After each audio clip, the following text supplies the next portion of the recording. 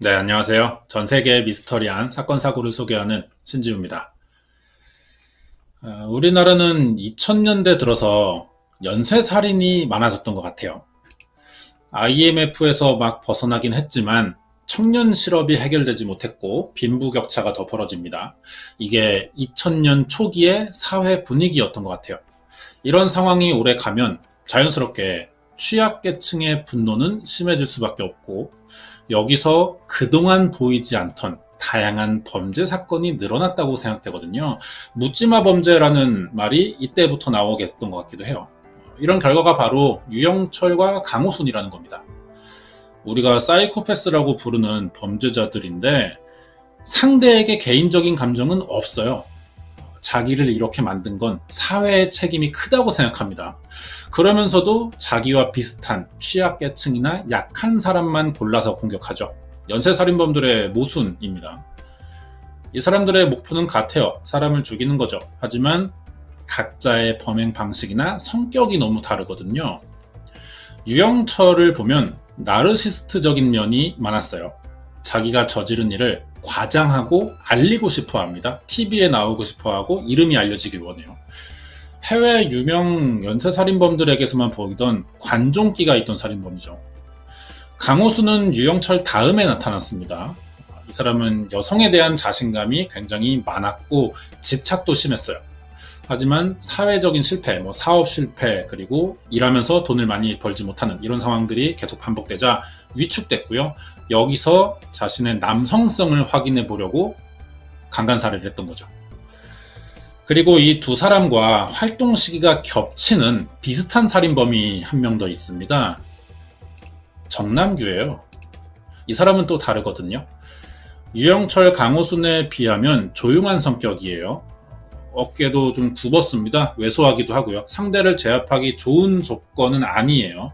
그런데도 범행 방식은 더 잔인했다는 거죠. 정남규도 우리나라 2000년대의 대표적인 연쇄살인범입니다. 그래서 이번에는 서울, 경기, 서남부 연쇄살인 사건의 범인이었던 정남규를 알아볼 거예요. 자세한 내용 궁금하시면 구독과 좋아요 부탁드립니다. 정남규는 1969년 3월 1일 전라북도 장수군에서 태어납니다. 5남 4녀 중 7째예요. 3남 4녀 중 5째라는 이야기도 있는데 정확한 가족 관계는 밝혀지지 않습니다. 대체로 5남 4녀 중 7째 이렇게 많이 알아요. 중학교 졸업하고 혼자 남원으로 갑니다. 여기서 고등학교를 다녔는데 그러다 고등학교 2학년 때 가족이 다 인천광역시로 이사를 합니다. 이때부터 정남규는 영진 상업고등학교를 다녔어요. 성적은 중하위권으로 졸업합니다. 대학 진학 없이 바로 공장을 다녔는데 적응을 하지 못해요. 4개월 만에 그만두고 그 뒤로는 방앗간에서 떡 배달을 하거나 공사 현장 일용직을 했거든요. 대체로 정해진 직업이 없어요. 그날 벌어서 살았던 것 같습니다. 그러다 군입대를 했거든요. 육군 하사로 만기 제대했어요. 별다른 직업이 없으니까 돈 벌 길도 막막하고 그래서 군입대를 선택하고 부사관 지원했던 것 같은데 그 뒤로도 계속 직업은 없었거든요. 결국 돈이 필요하니까 절도를 시작합니다. 여기까지만 보면 단순히 집단 생활에 적응하지 못하는 사람 정도로만 보이는데 정남규가 어릴 때부터 사이코패스 범죄자들의 전형적인 경험들을 하면서 자랐거든요. 어릴 때 동물을 죽였어요. 개나 고양이 정도 작은 동물을 재미삼아 죽였는데 이걸 그 당시에 마을 사람들은 몰랐습니다. 조용하고 착한 아이로만 기억하는 거예요. 내성적인 성격이었어요. 그러니까 사람들 앞에서는 자기 감정을 잘 드러내지 않지만 혼자 있을 때 동물들 괴롭히면서 자기의 스트레스를 좀 풀었던 것 같습니다. 이렇게 된 이유가 뭐냐? 어릴 때 주변 환경에 문제가 많았거든요. 아빠에게 수시로 폭행을 당했고 동네 아저씨에게 성폭행을 당합니다. 당연히 학교 생활에 잘 적응할 수가 없는 거죠. 그래서 고등학교 때 집단 괴롭힘도 당하고 학교 폭력도 있었습니다.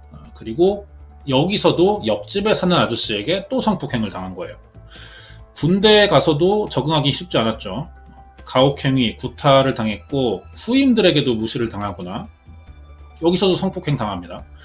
기수열애를 당하기도 했어요. 이게 군대에서 기수열애는 요즘은 많이 없어졌지만 굉장히 수치스러운 겁니다. 투명인간 취급하는 거예요. 단체 생활이지만 끼워주지 않는 거죠. 절대.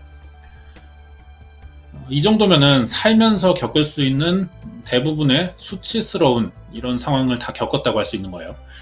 항상 그래서 피해의식이 있었고 사회에 대한 복수심도 생기면서 범죄를 저지르게 된 것 같습니다. 1989년에 특수강도로 징역 2년 6개월에 집행유예 4년 받아요. 94년에는 절도로 징역 8개월에 집행유예 2년과 벌금 20만 원 받았고 96년에 성폭력 범죄의 처벌 및 피해자 보호 등에 관한 법률 위반으로 징역 2년 6개월 99년에 같은 혐의로 징역 2년 2002년에는 절도죄로 징역 10개월을 삽니다. 3년 4개월을 교도소에서 보낸 거죠. 그리고 나니까 30대가 됐어요. 엄마, 누나와 셋이서 살았는데 한 명도 직장을 가진 사람이 없었습니다. 기초생활수급자로 살았거든요. 집이 엄마 명의예요. 방 하나를 세놨는데 여기서 받는 월세 55만 원이 가족의 수입 전부였습니다. 가족 전체가 좀 무기력한 이런 느낌이 들죠. 다시 여기까지 보면은 어릴 때부터 가난과 가정폭력, 성폭력, 학교폭력, 군대 가혹행위까지 가는 곳마다 안 좋은 일만 겪어서 살았다고 할 수 있는데 뭐 그렇다고 살인이 정당화되는 건 아니지만 범죄의 유혹에 빠지기 너무 좋은 환경에서 살았던 건 분명한 겁니다. 이미 여러 번의 범죄 경력은 있지만 살인은 아니었거든요. 하지만 환경이나 심리적인 문제를 개선하지 못하면서 결국 범행이 진화한 겁니다. 이렇게 살인을 시작해요. 2년간 서울 경기에서 14명 살해하고 19명에게 중상을 입히거든요. 13명 살인에 20명에게 중상을 입혔다는 기사들이 많은데 마지막 피해자가 치료를 받다가 사망했어요. 그래서 정남규 기소 시에 살인 혐의에 이게 포함된 거죠. 그렇게 최종 확인된 피살자가 14명이 됐습니다. 2004년에만 10건이었어요. 첫 번째부터 알아보자면 1월 14일입니다. 밤 9시쯤 버스를 타고 부천시 원미구 소사동에 내려요. 여기를 돌아다니다 놀이터에서 놀고 있는 13살의 윤군과 12살 임군을 칼로 위협합니다. 근처에 춘덕산이라는 곳이 있거든요. 여기에 끌고 가서 성추행하고 스카프로 목을 졸랐는데 아이들이 16일 뒤인 1월 30일 집에서 3km 떨어진 춘덕산 정상 근처에서 옷이 벗겨진 채 사망해 있었습니다. 이렇게 발견됐고요. 이때 경찰은 범인을 잡지 못해요. 이 사건이 정남규의 첫 번째 살인인데 이게 자백하고 나서 알려지게 되거든요. 잡던 순간에도 이게 정남규의 범행이었다고 생각 못한 겁니다, 경찰이. 아이들이 발견되던 날 정남규는 두 번째 범행을 시작해요. 새벽 3시 구로구의 구로동 빌라에서 44살의 원씨를 찔러 중상을 입혔고 일주일 만인 2004년 2월 6일 오후 7시 10분 동대문구 이문동에서 골목길을 지나가는 24살의 전씨를 여러 번 찌르고 도망칩니다. 이문동 사건은 유독 기사가 많이 나오기도 했어요. 왜냐면은 유영철이 자기가 이문동 사건의 범인이라고 진술했던 겁니다. 3번 지역이에요. 나중에 정남규는 이 사실을 알고 유영철이 거짓말한 게 너무 화가 났다고 한 적이 있습니다. 그리고 유영철보다 사람을 더 많이 죽이겠다는 말도 했었거든요. 유영철은 아니었는데 정남규 혼자 경쟁의식이 있던 것 같습니다. 네 번째 사건은 4일 만인 2월 10일 새벽 군포시 산본동 주택가 골목길을 돌다가 28살의 우유 배달원인 손씨를 발견해요. 다짜고짜 뒤에서 흉기를 휘둘렀고 손씨는 12군데를 찔려 사망합니다. 3일 뒤 영등포 신길동 오전 6시쯤 골목길을 지나던 30살의 여성 서씨에게 흉기를 휘둘렀는데 이 사람은 다행히 급소를 피했습니다. 사망하지 않았어요. 2월 25일 오전 1시에는 같은 지역 다세대 주택에 사는 홍씨에게 흉기를 휘둘렀고 바로 다음 날 관악구 신림동에서 여고생에게 10번이나 흉기를 휘두릅니다. 4월 8일엔 다시 신길동으로 가요. 여기서 25살의 정씨를 공격하는데 범행 수법이 이래요. 단순히 밖을 돌아다녀요. 무작정 다니다가 눈에 띄는 사람, 한적하고 혼자 있는 사람을 찾으면 바로 공격하는 이런 수법인데 뭐 동기도 전혀 없습니다. 피해자들과 아는 사이도 아니고 그래서 단서가 없는 거예요. 접점이 안 보이니까. 이런 수법은 CCTV가 또 많지 않던 시기이기도 해서요. 경찰이 좀 대처하기 어려웠던 것 같습니다. 4월 22일에는 구로구 고척동 주택가를 지나다 집 현관문 앞에 있는 여대생을 발견해요. 바로 흉기로 찔러 살해합니다. 5월 9일 동작구 보라매 공원, 여기서도 여대생을 발견해 같은 방법으로 살해했고, 여기까지가 2004년 10번의 사건인데 특이한 점이 하나 있죠. 돈을 빼앗는 것도 아니고요. 성폭행도 하지 않아요. 그러면 살인을 통해 얻는 이득이 하나도 없는 거예요, 결국. 그래서 목적 자체는 살인에 있었다, 이렇게밖에 볼 수 없는 겁니다. 이렇게 주로 서울 서남부 지역에서 비슷한 수법으로 계속 사람이 죽는 일이 생기자 지역 전체 분위기가 나빠지겠죠. 그리고 특히 비 오는 목요일 밤에 범행이 집중됐다는 뉴스들이 나왔어요. 그래서 서울판 살인의 추억이다, 이런 이야기도 있었고요. 매일 사건이 보도되니까 정남규도 긴장을 한 것 같습니다. 갑자기 범행을 멈추고 1년간 휴식기에 들어가거든요. 이때 범행 방식에도 변화가 생깁니다. 그동안은 길에서 범행 대상을 찾았지만 이제는 건물 안에도 침입하고요. 흉기도 칼에서 둔기로 바뀝니다. 건물 안에 침입하는 이유는 아무래도 길거리가 트인 장소다 보니까 목격자가 생기기 좋다는 생각을 한 것 같아요. 그리고 둔기로 바꾼 이유는 현장에서 증거를 남기지 않기 위해서였을 거예요.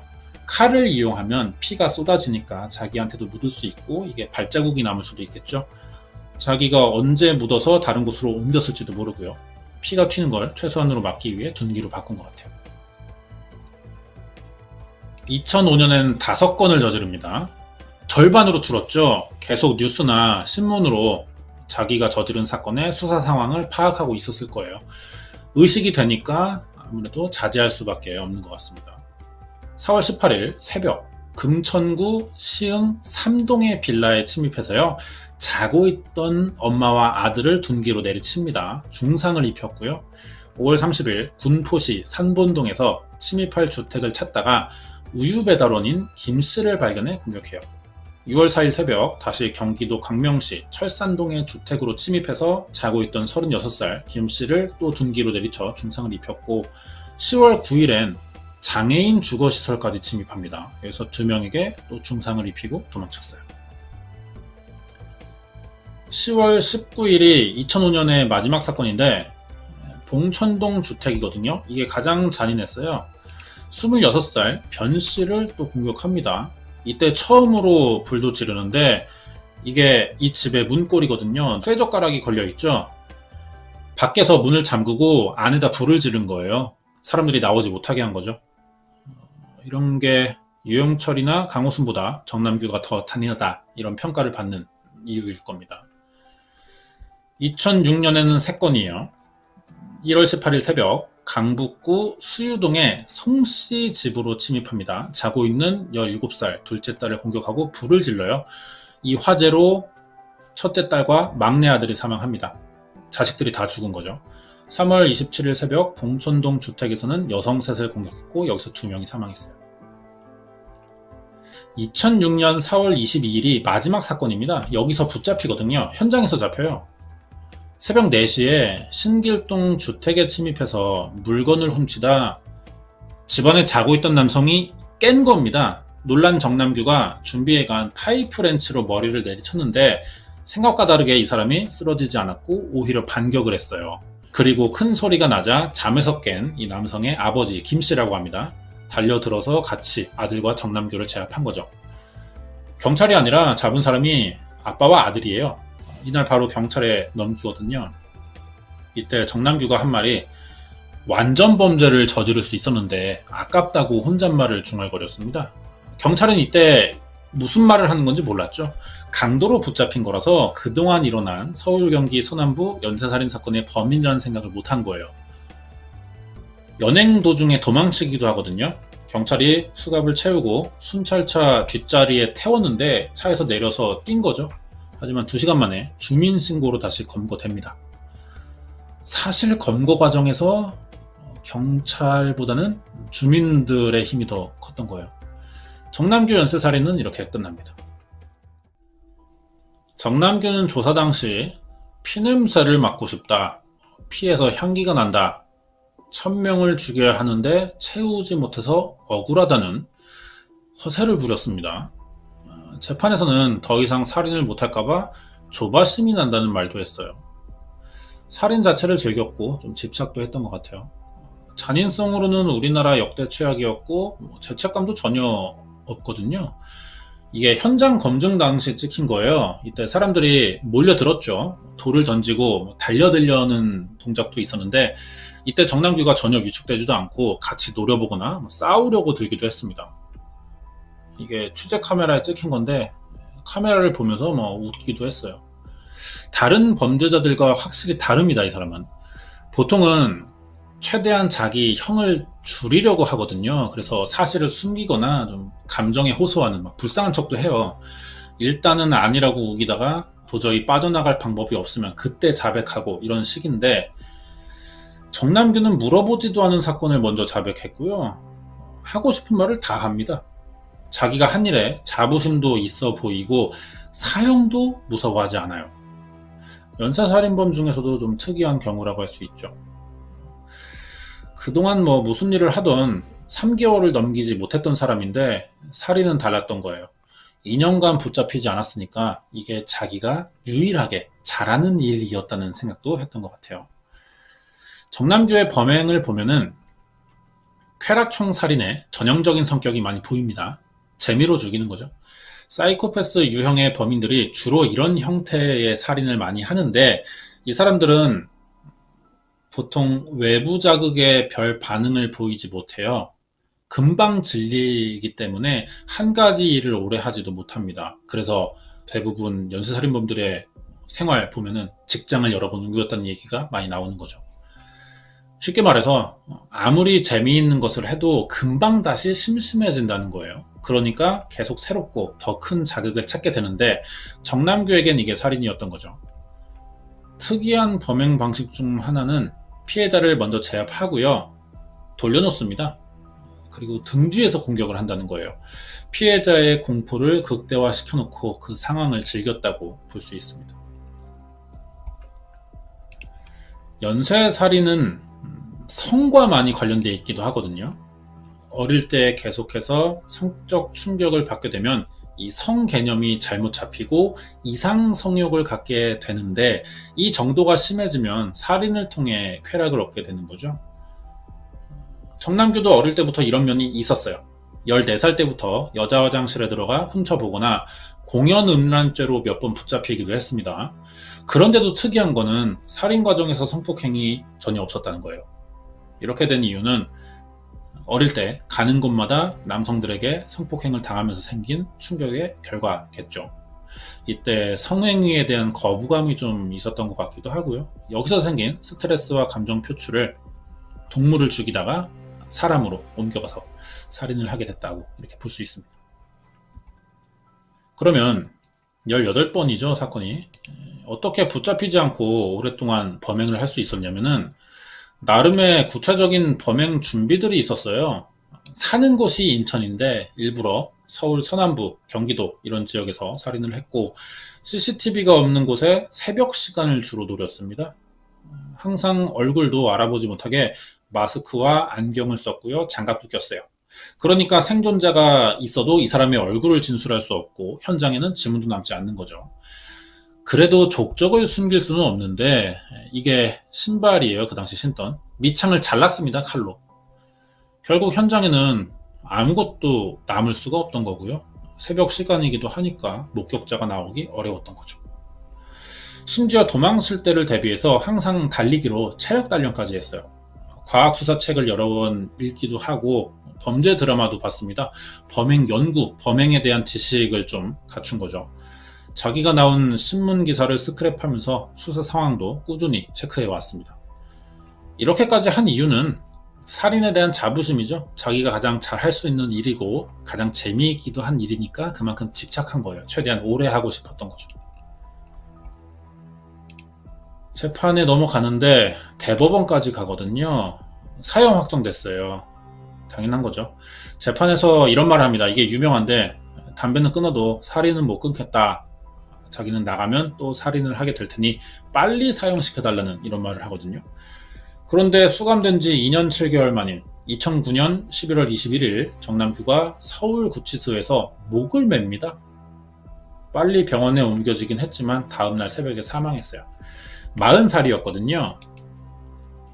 이 사람이 왜 목숨을 끊었는지 많은 분석이 그동안 있었는데 이런 편지를 남겼습니다. 그 당시에 목을 맬 때 현재 사형을 폐지할 생각은 없어 보이고 요즘 사형 문제가 다시 나오고 있는데 자기는 이제 죽을 것 같다, 뭐 이런 내용의 편지인 거죠.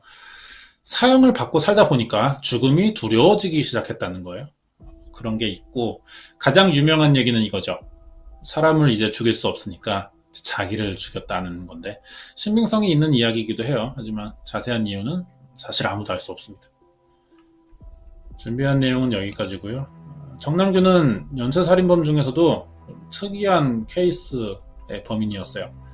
이런 사람일수록 꾸준한 면담을 통해서 프로파일러나 뭐 범죄 전문가들이 주기적으로 만나러 가거든요. 좀 데이터를 얻고 좀 이제 학술적인 자료를 쓰는 거예요.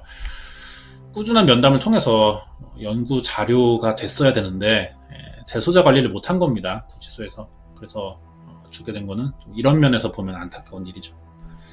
정남규라는 사람을 한마디로 정리하기는 좀 어려운 것 같고요. 최근에 TV에 또 정남규가 소개되면서 그 당시 취조 녹음 파일이 공개되기도 했어요. 자기 스스로를 어떤 사람인지 알려주는 말들을 좀 했다고 생각되는데 이걸 들어보는 게 좋을 것 같습니다. 이거 들어보면서 마치도록 하겠습니다. 여기까지 정남규의 서울 경기 서남부 연쇄살인 사건 파일이었습니다.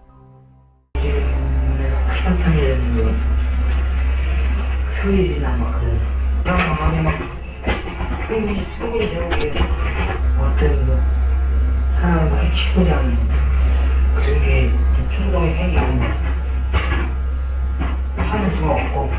본인이 이렇게 아무 관련도 없는 사람들을 이렇게 죽이고 나면 본인이 가지고 있는 나쁜 감정이 없어요? 없어지고요. 미안해서 어떤 뭐 성취하는 성취감 같은 게 다 없네. 뭐 범행 후에 이 지역에 다시 사실이세요? 그 지역에 회사를 하고